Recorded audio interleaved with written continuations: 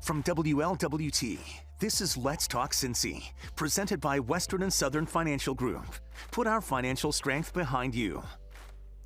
Hello, everyone. I'm Curtis Fuller, and welcome to Let's Talk Cincy. Today, a special conversation with Stuart Isaacs. He is a police sergeant, and he is also the president of the Sentinels. And first of all, welcome to the program. Thanks for having me, Curtis. Really appreciate it. Yeah, let's tell people a little bit about the Sentinels. It is now almost 60 years old in existence, huh? You know, I didn't think about that. I guess it is. It was started in 1968 by men and women who were trying to address some of the discriminatory practices at the time, because we're talking the late 60s. So the America as a whole was kind of turbulent. So it was no less, we had issues on the department, and they came together to try to redress those issues of representation, fairness, hiring and promotions, and discipline. And that was how the Sentinels were formed. Yeah, this comes out of a time when some of us are old enough to remember the late 60s. We're dealing with riots in the streets after the King assassination, those type of things, issues taking place in communities. And African American police officers wanted to address those issues both in the streets and also in the department. Very true. We were there, a small number, but we weren't, of course, our voices weren't being heard. We weren't welcomed at the FOP. We weren't really welcome in the department. Minimal marginalized, actually. And so they formed the Sentinels to say, hey, okay, well, if you won't let us in, then we'll do our own. So the men and women, they sacrificed and put the money together, and they formed it, and they to make sure that the community had a voice, and we as a department acted as a bridge for communication to make sure the voices are being heard.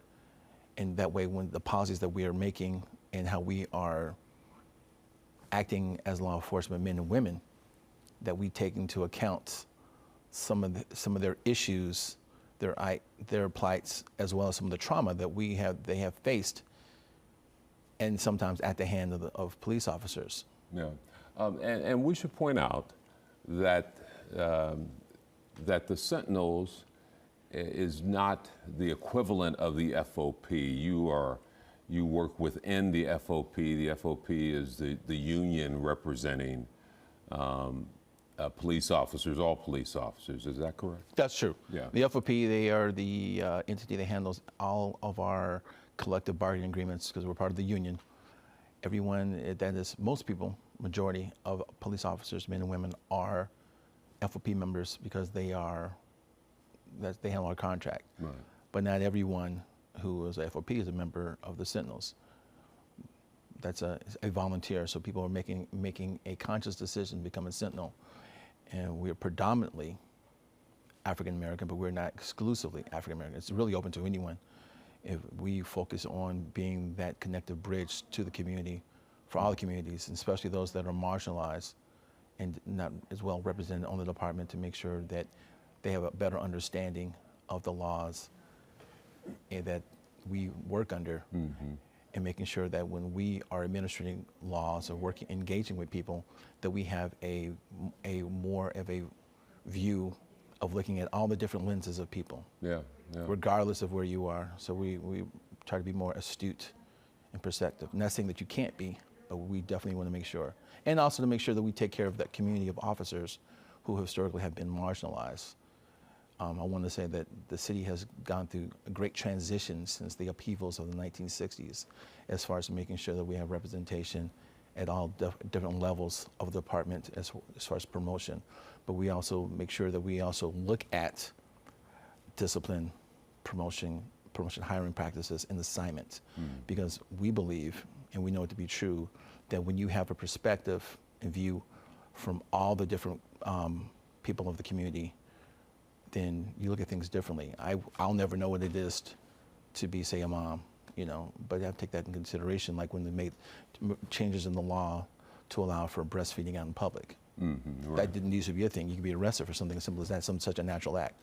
So it's just the same thing. Right. We want to make sure that all perspectives, all views are taken into consideration and to influence, make sure those policies and how we administer the law take in the various cultural nuances and different flavors, as we call it, in this melting pot. Yeah.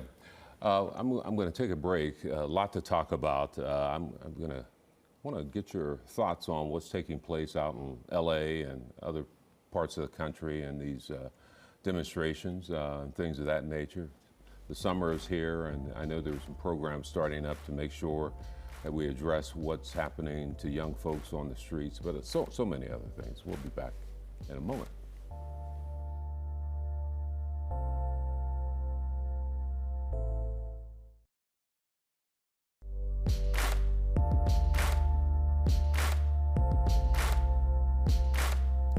Welcome back, everyone. I'm here with Police Sergeant Stuart Isaacs. He is also the president of the Sentinels, and that's what we're discussing today. But you know, I was thinking as I've been watching what's going on out in Los Angeles, and we've seen some demonstrations, protesters in other parts of, I know, Chicago, New York.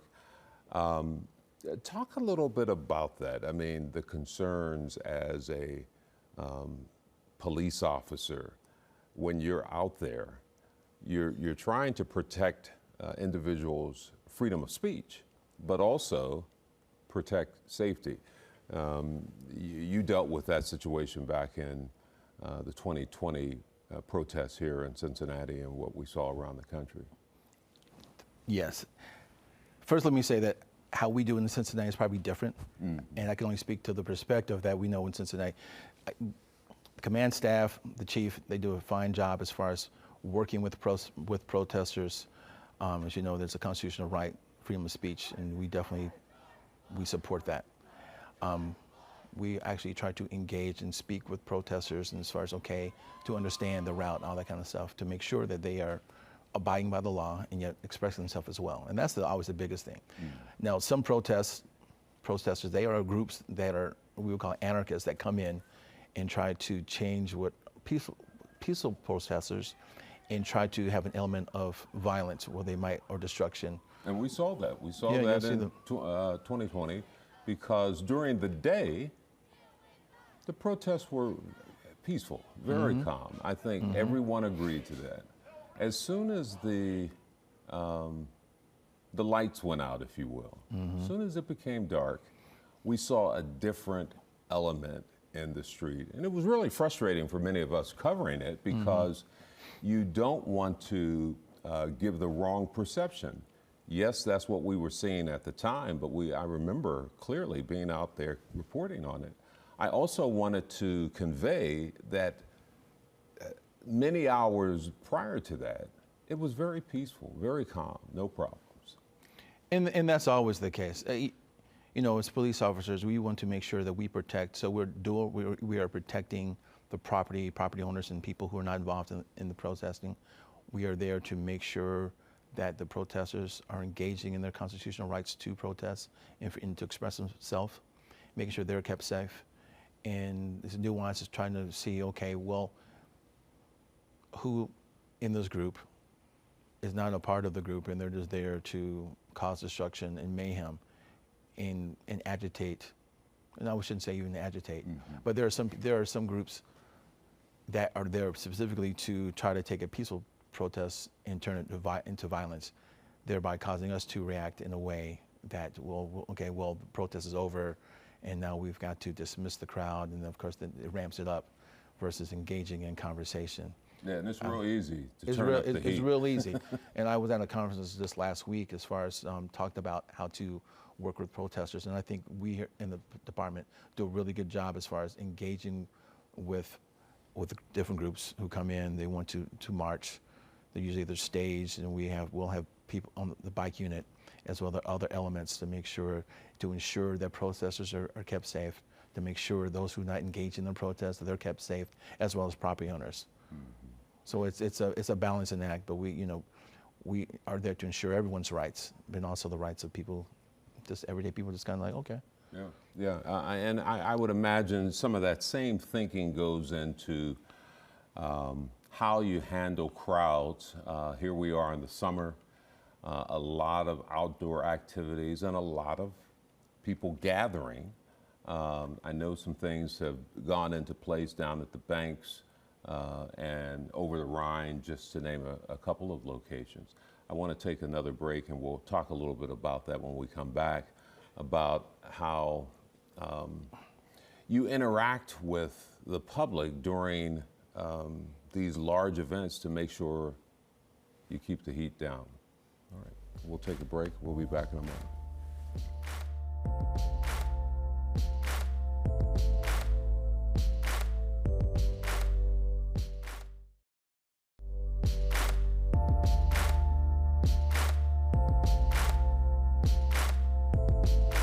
Welcome back. I'm talking to Police Sergeant Stuart Isaacs. You've been on the force how long now? Almost 23 years. I'm gonna claim 23 years, but just about. They know exactly down there at the department, but 23 years. What made you say, I want to become a police officer? I like helping people. And I saw some of the interactions from the 2001, and I thought, well, I can do that job. I can do better than that, is what I was thinking at the time, not knowing all the nuances and how much the hard work and effort and sacrifices it takes to become a police officer. It's a very noble profession. And I stand on the shoulders of a lot of people to be in this job. And, we all know that, my interaction with someone might be based upon the previous interaction. So I want to make it better for the next person. So when I engage with someone, we all do, try to make sure that our interaction was one that we hopefully solved your problem. And so the next time, if there's a next time that you engage with the police, that it's a pleasant one based upon what I do with you at that moment. It's a tough job. It is. I don't envy you at all.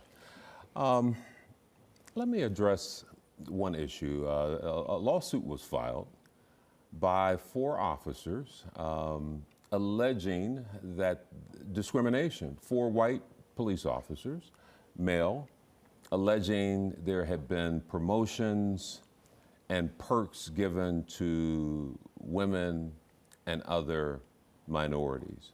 I know that you can't speak directly to the lawsuit, but I know it did raise some concerns, and you've spoken out about this in terms of what that does to all of the relation building that has already occurred. To the extent that you can address it, how has the Sentinels responded to that? Well, we definitely responded as far as questions were asked, and we answered it. We're not litigants in this particular suit. We don't have I won't say that we're watching it with interest to see what the results are. We know what the numbers are.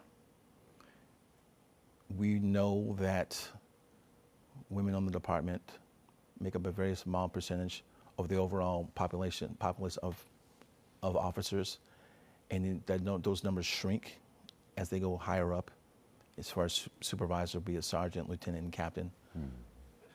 We know right now there's 1 female captain, 2 female captains, and then the numbers even get smaller as it relates to women who are marginalized or African American females. And I know over the course of time, I've talked to the chief.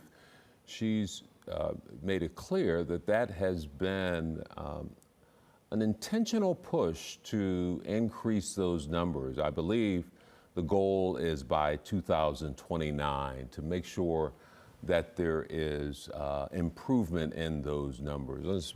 Let me just, because the lawsuit talked about women and minorities who are promoted over officers despite being lower on the promotions list. These numbers are interesting. Female lieutenants, 89% were given preferred assignments. 79% of minority lieutenants also got preferred assignments. But what's key is only 44% of white male lieutenants were given preferred assignments. That's what's alleged in the suit. It's also important to note that 65% of lieutenants in CPD are white males, while just 35% are women or people of color. Those numbers really point to what is taking place in the department. Did this lawsuit come as a surprise at all? First, we say yes. Okay. Then let me step back and say, I know that the chief can speak on her behalf, so I'm not going to speak on as far as her program. Her programs are very good that she initiates for the department as a whole. So, as I say, I'm not going to carry on water. She speaks very eloquently. So I'm not going to get into the numbers because I don't know what those numbers are based upon. Okay. But I know factually that the number of people just about at every rink. So it's interesting to see how those percentages were that data was gathered. Mm-hmm. Most captains, if not all captains, in my humble opinion, are preferred rank because you're a captain. You're just at the precipice. Some captains have whole districts, or they're in charge of whole bureaus.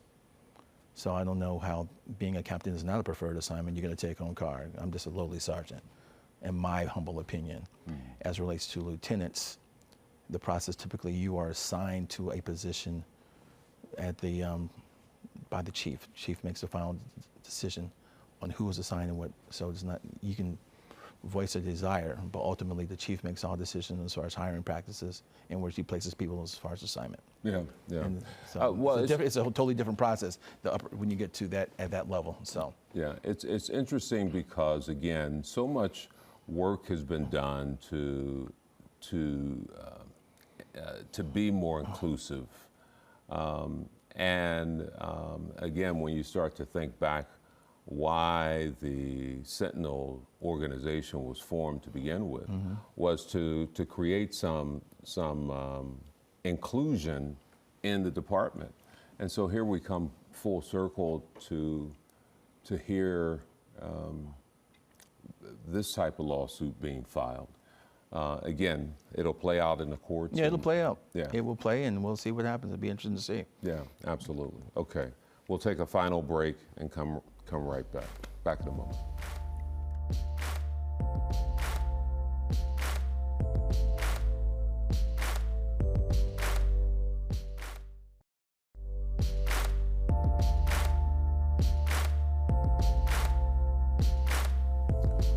Always interesting to have a conversation with a police officer this way. I'd rather have the conversation. Me too. I'd rather have a conversation and we can just, Hey, you said you wanted to add something to our discussion in the last segment that's pretty important because when you talk about captains, there's a testing process for that, right? It is. It's a very elaborate testing process for the captains. So they all work hard to get the rank of captain. So I don't want to be dismissive of those who obtain that rank. Yeah, absolutely. I mean, it's not. They definitely have perks being a captain, but it is a grueling process for them. And I congratulate all the ones that captain. They do a very difficult job. So make sure we get that out. It's not just you don't raise your hand and say, I want to become a captain. It doesn't work that way. Right. Oh, no. Absolutely. Hey, we're in the summer. Mm-hmm. We're talking about keeping folks safe, especially young people, keeping them involved in things away from the street. Encouraged by what you're seeing, and this is the community now. This is community saying we're going to do this, we're going to have this program to keep young people engaged in something else. Encouraged by that? Very encouraged. I've been on for close to 23 years, and I know that the city manager, the chief, and the mayor have really gone above and beyond to make sure they're programming for youth and part of their overall summer safety program. And you've got Rick and Nights, which is the ability for kids to go to either Lincoln Center or Hirsch to interact with activities, food, swimming, games. You've got that sounds like fun. Yeah, that's on a Saturday night. Then you've got the skating teen skate down to Sawyer Point. Yeah, that's on a Friday night, and a whole host of activities going on throughout the summer to make sure that we're giving opportunities for kids to engage in a safe environment and just to be a kid or teenager and to have fun and interact. I mean, free food. I mean, you've got dancing or whatever you want to do. There's something for you to do. So, my hat's off to CRC, the city manager, to make sure she was very focused in having opportunities for kids to be in a safe environment, and we'll be there as well to make sure we're interacting with kids, which is very important. it's easy for us, for teenagers, to get caught up in the rhetoric. Oh, the police are this, police are bad, and all the other names that I'm not going to see on public air. But you know, we want the kids, teenagers, and those to see us. We're human beings too. We have families and kids, and you know, we're approachable, and we can talk, and we want to talk with you, and ask us questions, and we're going to ask you questions. I mean, there's so many things that bring us together, regardless of what we look like on the outside. We all want the same things: a safe environment, safe community where everyone can thrive and live their best life. So, you know, have a conversation with a police officer. We're not going to bite you. Yeah. And it's unfortunate that the only time, not the only time, but many times a person interacts with a police officer and you know, maybe it's a traffic stop or something like that. I wish there were these opportunities where people could chat with you just like we're doing to get just a better perspective. Now, when you put on your uniform again, you know, that's an intimidating thing but at the same time, as you said, you have a family, you just want to resolve whatever the issue might be. Yeah, and I think, you know, there's opportunities. I mean, we have camps going on, city camp by our student resource officers who are working out with the kids. I know I've attended a couple of Chop It Up sessions, so at least one in Avondale that goes the first Tuesday every month. I'm there in just a regular jeans having a conversation. And as Sentinel president, we want to partner with other organizations to come out and talk to the police, ask your questions, you know, want to know how we interface with the law. The more we can educate people about what the law is and what their rights and responsibilities are, then the easier the interaction is with us, to engage with us. We are part of the community, and we need community to do the job that we do. So I invite people to come to our website or talk to a police officer or wherever the case is. I mean, talk with us. And like I said, we live here. Yeah. We're an important fabric, and we are here to serve the community, and we need the community for all the things that we do. We can't do our job without community. We just can't. Well, thank you, because it is important for people to just see you without the uniform. They see you around town. I see you around town. You never stop me for anything, but I see you around town. Well, maybe next time we'll have a cup of coffee. You got to do it. You got to do it. You're welcome back anytime. Thank you for having me. Really appreciate the opportunity. Yeah. All right, that does it for this edition of Let's Talk Cincy. I'm Curtis Fuller. I'll see you next time for another edition. Until then, have a good day and a better day tomorrow.